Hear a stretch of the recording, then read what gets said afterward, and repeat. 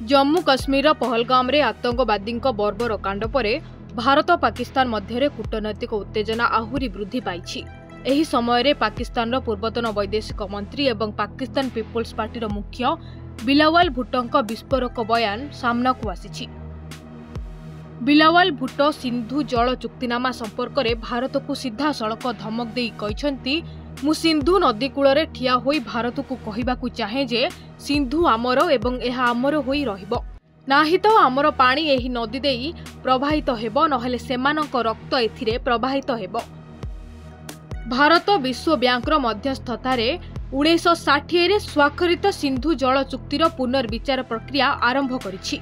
एही चुक्ति भारत एवं पाकिस्तान मध्य जल बंटन संपर्कित एक ऐतिहासिक चुक्ति जहाँ दुईटी युद्ध समय अक्षुण्ण रही।